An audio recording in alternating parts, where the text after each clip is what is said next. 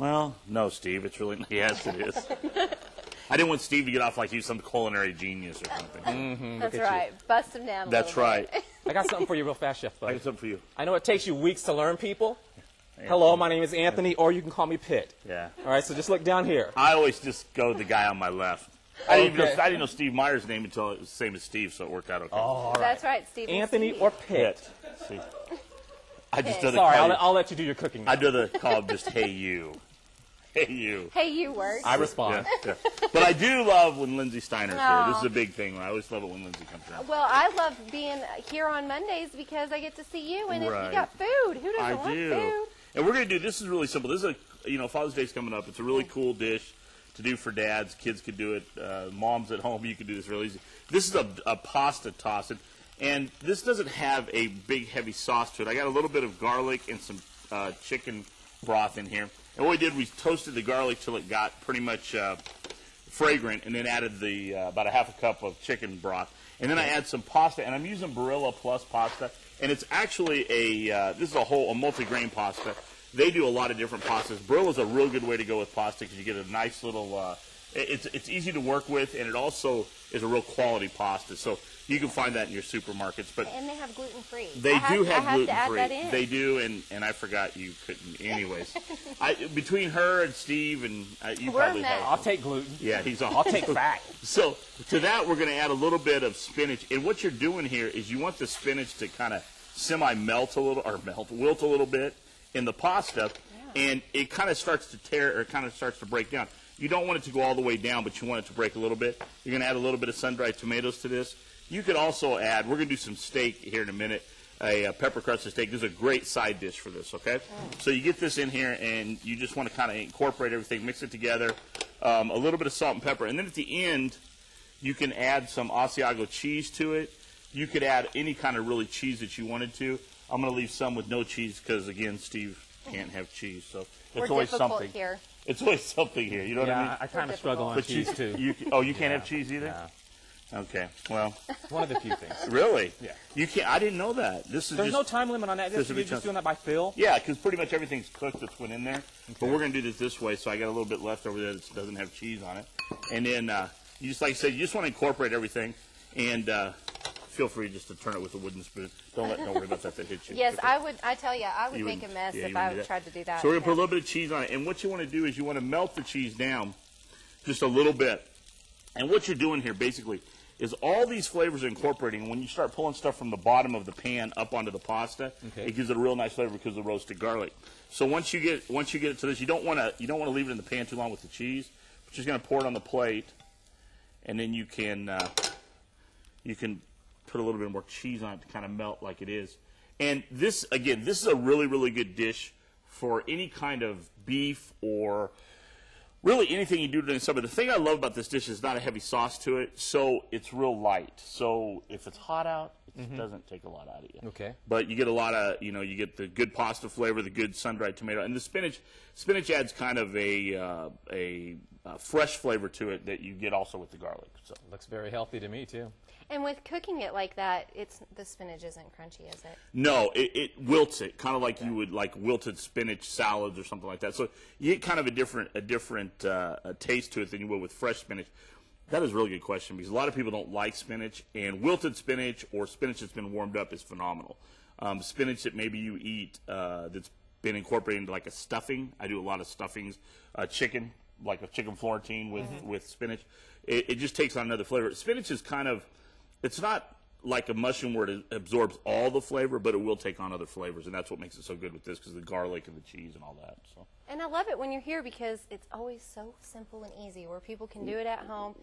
That's what we try to do, yeah. It doesn't look like it takes all day. It doesn't, and that's the thing. Good. The one we did last week, same thing, is kind of spontaneous, and this beef's the same way. So we'll do that here when we come back, okay? That's right. And before we let you guys go, we're going to now take a look at our Daybreak in the Panhandle McDonald's. I have to read this because it's so long. McCafe quiz. So if you're the first to answer today's question correctly, you'll win a McDonald's McCafe coffee and $10 off Kushiyama, which you can pick up right here at our downtown studio. And today's question is, what NBA hoopster is known as the Worm? Here, let me call. If you know the answer, call 373. You can't win Let me Chef call. Buzz 1787 at extension 243. I know you know the answer, but you can't win. I'm just kidding. Can I give you a hint? No. Yeah, one. Lots of tattoos, great rebound. All right. Oh, that's everybody in the league. We'll talk about it during That's the why I break. gave it to We'll be you. right back.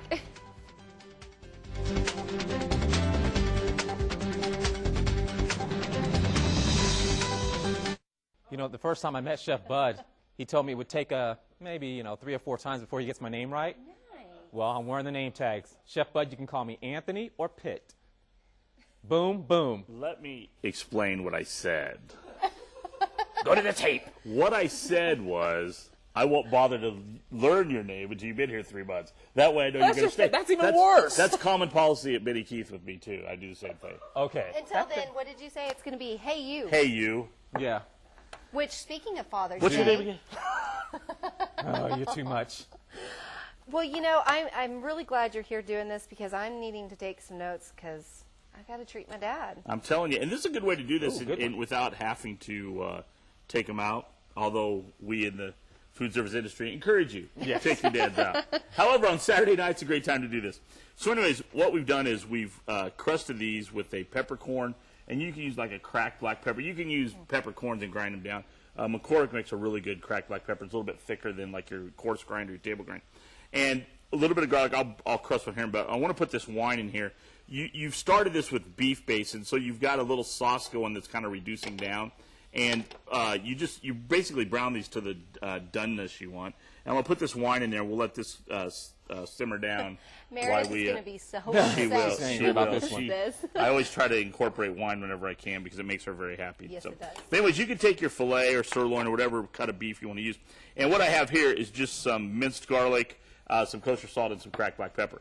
And then you're just going to put your beef in there, whatever cut it is, and just roll it around. And yeah, this is very simple. And actually, if some of your high-end steakhouses do this as a normal policy on their steaks, they'll do a situation like this and then sear it on a real hot grill or on a charbroiler. It works better on a flat top because it sears the whole meat, the whole surface of the meat, rather than like on a charbroiler, which is hitting it on the bar. Okay. So, but you come out with something like that, and it goes into the hot pan or a like I said, a flat top. Okay, so once you get this going, you take this and you cook them so they get to where you want them, and then you start making your little reduction. And like I said, with reduction, if you'll just cook it down, you can smell it cooking there. You just want to cook this down. You're really not wanting this to do anything other than just reduce a little bit, and then we're just going to drizzle some over the top. Put a little fresh thyme in there, or McCormick has a really nice thyme leaves you can get. And again, you just want this to cook down. And then we're just going to, at the end, drizzle a little bit over the top. But you can see it really just reduces down to a little sauce. Yeah. And a lot of times, Lindsay said this, and Meredith really, this is a big thing with her. A lot of these things they seem really intimidating and hard to make, but they're really not. It's the science of cooking. It's just reducing something down so it becomes thick. And you don't need a thickening agent or anything like that in here, Anthony. See?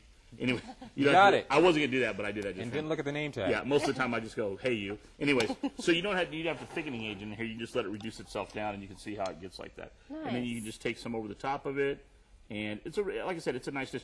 Oh, yeah. One of the things you got to remember is and I say this all the time because I think it's the easiest way for people to remember. Your mother, your grandmother, I'm sure made gravy of some kind. Absolutely. And my mom used to make fried chicken on Sundays, and then she'd make the cream gravy. She did, dude. No, I believe you. And so when she did it, she would bring everything to the center, and that's what you're getting off here. You're getting kind of all the brown pieces of garlic and that sort of thing, and that adds a lot of flavor to it. That's what my mom called it, the flavor. That's what it is, and that's where it comes from, is the bottom of the pan. So people always fascinate me because they get all kind of confused about sauces. Everything goes back to how gravy was made. Okay, so it comes off the bottom of the pan up full of flavor. Well, that makes sense. Okay. And of course, this recipe can be found on our website, connectamarillo.com. Oh, keep going. Don't let me interrupt. Yeah. Well, that's it. People can just I'm go to our Anthony website. today. Oh, you lucky man. Yeah. No, you'll see what you get to clean up when I'm done for the day. You unlucky man. I think that's when you'll turn Good it to back see you, into Lindsay. Hey You. It's so good to see you. Glad I to sure have miss Liz, you. yeah.